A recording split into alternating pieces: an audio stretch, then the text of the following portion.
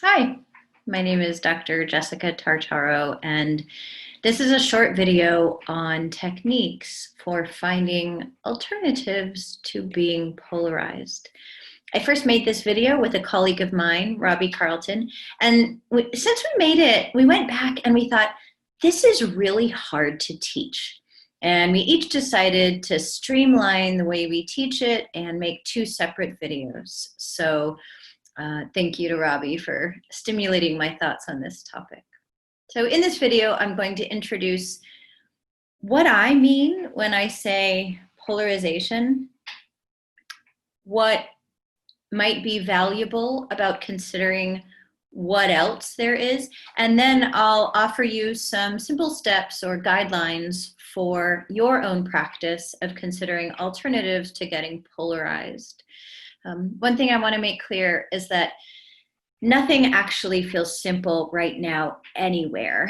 And this tool is not meant to be one of those quick fix or all or nothing kind of deals. It's funny to say that because the very notion of this practice is inviting us to see the world in its complexity, to hold complexity. And that's freaking hard when we're scared. So please know that first and foremost, one of my values is each of us being grounded and getting resourced.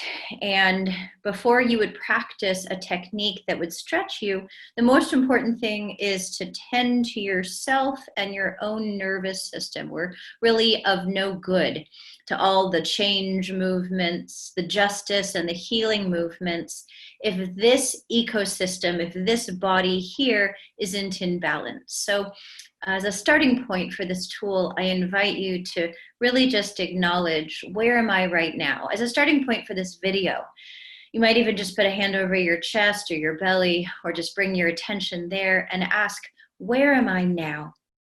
So I live in Port Townsend, Washington, the original land of the S'Klallam and the Chimicum people.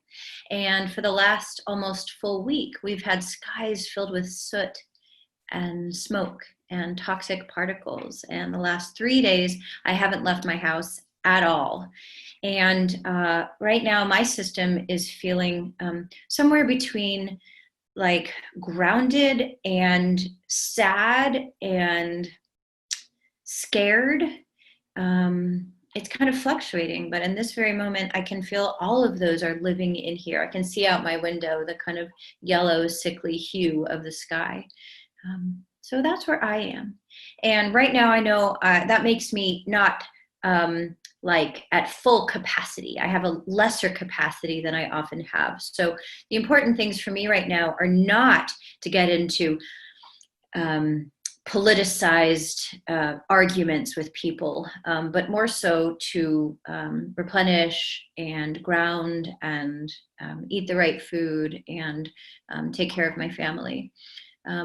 So you really want to ask, where's my system now and what do I need when considering any of these principles that require an engagement with complex topics? Okay. So how's that for an intro? Polarization. So you can think of two people getting polarized. What's happening is they are each inhabiting an opposite, strong, and opposing angle or truth on a matter or an issue. The hallmark of polarization is I'm right, you're wrong, which is held strongly by both parties or more than one party, right? To get polarized is to be strengthened in opposition to something. To hold a strong stand right now in general in life is vital. Depolarizing is not about diluting in any way caring about what we care about. To the contrary, polarizing offers, from my perspective, a more empowering pathway forward around and out of the entrenchment that can happen when all we have available is two opposing poles. Think of like knees locked, jaws gritted, right? Fists clenched, or worse. Okay, to be polarized oftentimes can become violent in words and then unfortunately violent in actions. And so it was really inspired by seeing kind of the limits of that way of taking a stand around things that matter to me and to my community, that I started digging into what else. How else do we go about talking about things that are so hard to talk about? So so that's polarizing or polarization, okay? It's that breakage and entrenchment and opposing of forces. So alternatives to that will naturally have the opposite kind of movement. So they will create less of that need to protect and defend each respective pole, and they create something that's more like a dance. There's more freedom, there's more perspective, there's more ability to be fluid. Instead of locked knees, think about something that's more like a wave that's sort of lapping in and out to sea. So depolarizing is not about losing a value set or a stance. Depolarizing is expanding the capacity to hold at least more than one truth at once. And in this case, it offers the possibility, instead of seeing enemy, person in the right and enemy, it holds the potential for us to be able to see human, who is fallible, vulnerable, and deserves respect, and human, also fallible, also vulnerable, deserving respect. So that viewpoint begins to widen. It's not about letting go of what we care about. It's actually including that and widening our capacity to see a bigger perspective. Now, again, if you know anything about stress or the stress body, you know that when we're stressed, literally our visual field shrinks. So out here is the peripheral view, and then here is kind of like the target, and we can only really see what's directly in front of us when we're stressed. So this kind of practice also requires that we get more resourced so that we have access to peripheral vision. It's an expansive or expanding practice. And there's no way we can expand our capacity if we have limited capacity. When we're scared, when resources are diminished, I don't know about you, but I protect, I hunker down, I get tight in that same spot in my back where I get tight. I'm a no rather than a yes. I am a closed door rather than an open door, okay? And I've felt this definitely in the last 24 hours in my system. So again, in order to move into the space where we can see more than what's directly in front of us, we need to come from something, okay? This is where our spiritual practices, our physical practices, our psychological healing practices, our art practices are so vital. There's a lot of inspiration right now that's floating around finding really what's important to you and dropping in and honoring of that, what's sacred even to you, and drawing from that in order to engage with the world as it is. Someone in my community posted this really funny post and said, okay, while we're all super cranky under double lockdown, how about we have a laugh about this? And I was like, oh my God, that's what's happening. Double lockdown. I'm quarantined because of COVID. And so I can't gather with people. We've been gathering outdoors, but now we're quarantined because of the smoke. So no longer can we even gather outdoors. So we're double quarantined or double lockdown. Okay. So it's really felt in these last 3 days, especially, that I have my yoga and I have my art, which is right now music and dance. And that I pull close to my fiance and my siblings, the people I've been leaning into, and then a few friends. All right, so I ask you to think about, this video in part might be just a review of resourcing yourself and a reminder of the principle of I'm no good out here in my activism, whatever that is, parenting, community leadership, racial justice work. I'm no good in this activism if I haven't done my inner activism of creating sustainability in here some way, right? Some way. Okay.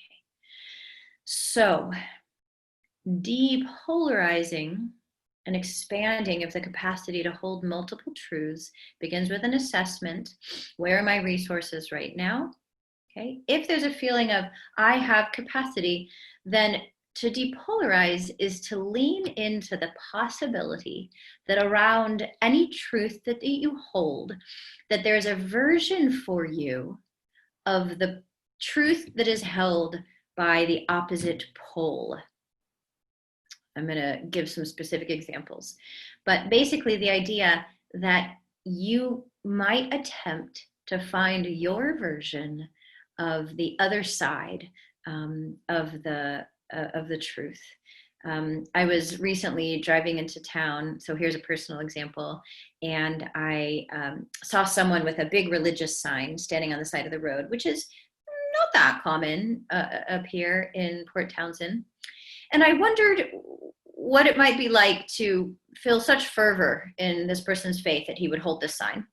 And though it's not my practice to stand on the side of a road and hold my religious or spiritual beliefs, I willed my thumb to give him a thumbs up. Like it was really a split second. I had about 2 seconds before I passed him, and then my thumb was a thumbs up, and I think he saw me. But what I was practicing there was to find some part of me that could relate to some part of him. And the part that I could connect with is what I just said, like respect for believing something so strongly that you would stand on the side of a busy road with the sign.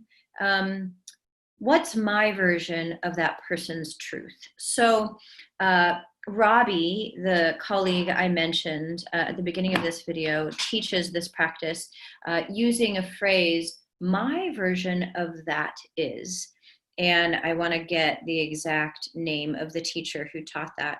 So that practice comes from Amina Nolan, Knowlan, and then Robbie taught it to me. So he says, my version of that is. I think that's a nice kind of segue or turnaround. He and I, in our practice video, which is now no longer available, if you saw it live, you would have seen us talking about each of us having a different stance around food. He is a vegetarian, I'm an omnivore, and we each shared why we make these respective choices, why I choose to eat meat, why he chooses not to. And when we were done sharing what was true for us, we were on Zoom. We energetically switched seats. If we'd been in person, we would have gotten up and literally physically switched seats, because that's the idea with depolarization, is you find yourself in the other person's seat and try on looking at it through their eyes. So then we each said, my version of your truth, my version of your stance is this. It wasn't that hard because we actually aren't that polarized on it. We took something that's really low stakes. It's not high charge. Okay, we took a low stakes issue to practice what it might be like to try on each other's truth, and we did that. And then we went back to our own respective symbolic seat over Zoom, and then we debriefed. What was that like? That's the practice. You can think of these kind of relational or communication practices like lifting a weight. It's an engineered motion, but it strengthens a muscle so that when you need to carry a box to move or lift a child, you have that muscle group toned. Well, so too with a relational communication practice is it's, artificial and engineered, but it's there so that when you're in that moment at the dinner table and your uncle makes a statement that feels really dehumanizing or at least contradicts something you believe in strongly. The classic example is like your racist uncle. You can try on the possibility that instead of just telling him what you wish you could say about what you think his views amount to, you can offer, my version of that is, now that's a tough one. It's tough, especially when we care really, really strongly about an issue, to try on someone else's truth, which is why we have to ask, am I resourced enough to go there? If not, you just put your head down and either you talk with him privately at a different time or not. But if you feel resourced enough to go there, you offer something like, my version of that is, I want to protect the people I'm close to too. And if I think that I'm going to be less safe, then I too might be scared. Then I too might grab a hold of what I thought might keep me safe. Right, I'm stretching in this hypothetical example. It's not that easy, but even the smallest reach into someone else's worldview, and especially when they expect you to just come at them with guns flying in conversation, like, oh yeah, well, what about this, right? Especially when that's expected, and you offer something like, well, my version of that is, there's an interruption of that ears closed, heart closed, body closed. There's an interruption, right? There's a place holding for the possibility that there's expansion. There's a place holding for the possibility that where there's difference, there could be a bridge. And where we create those bridges, we actually stand the chance of really spreading any agenda of change that we want to work on. It's really important to hold a strong stand, but it's also really important to know how to speak across difference. So when I post this video, I'm also going to post links, either in separate videos or in the same post. I'm not quite sure yet, but I'll have this all in my Facebook wall and across my groups. Links to authors who are offering beautiful versions, much more kind of rich or full versions of this basic notion of taking us out of the game of right, wrong, self and my team, other, your team, victim, perpetrator, and starting to see that in a world where we can really sit back and notice complexities, that at various times we are all interchanging the roles of oppressor and oppressed. And that if we can sit in humility, in the extraordinary complexity, in the gray, in the not sure, unknown, like the foggy, smoky sky, if we can sit inside of that and stay versatile, if we can sit inside of stress, draw upon our resources, and then find degrees of freedom instead of contracting, instead of shutting down, instead of wanting to hurt other when we're hurt, holding out for the even distant possibility that we could kind of Aikido that tendency to hurt when we're hurt and actually listen and open to greater truths and open to people we might not want to listen to, and consider that there's more to the story than we realized, and consider that people show up to any moment that we're encountering them shaped by experiences that we might be able to connect to, that we might be able to relate to, that we might be able to even have compassion for. I'm not saying this is easy. I'm not saying I am actually even good at it, but I'm saying that's what I strive for, because that's what I think can move us out of what feels like gridlock or deadlock. Is that a word? Gridlock, or like a dead end. And move us into possibility, move us into change, move us into the next potential where maybe we can be informed by what matters underneath all of what feels like disagreement on top.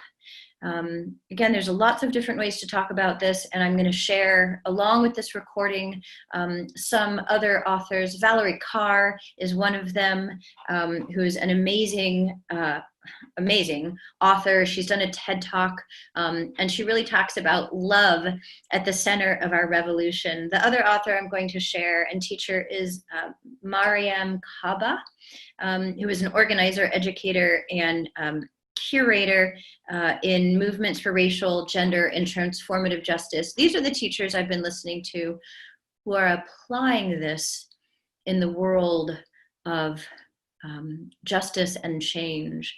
I work as an intimacy coach. I work as a connection facilitator. I run groups up here. I see private clients most days of the week. And I'm honored to be really a practitioner in the healing arts movement, applying these principles. I have a lot of respect for the teachers who are going to be applying these principles in the larger movement to oppose oppression, and really to bring communities together to create new solutions to longstanding problems, something that I am aiming to evolve in my capacity as well. For now, I really feel like I'm a learner in how to bring these bigger principles to what matters, especially when I feel most activated, when I feel most scared, when I feel most impassioned and hurt. And I'm on that journey with you. So I hope this video has been helpful. I welcome your comments. I welcome you to share your wisdom. Please, I see myself as a learner and see you all listening to this as teachers, as much as I might be a teacher and you all might be learners with me. So wherever you are as you listen to this video, I pray that you may feel your feet on the floor, that you may take a deep breath, and even if that breath is not a breath of clean air, that you might be able to pause and find something that you're grateful for in this moment, even if just the capacity to breathe in and out. Please let me know if there's any other way that I can support you in my work up here in Port Townsend. And thank you for taking the time to consider this notion of an alternative to being polarized. Depolarizing techniques. It's really integration techniques. Thank you for pausing to consider this question with me.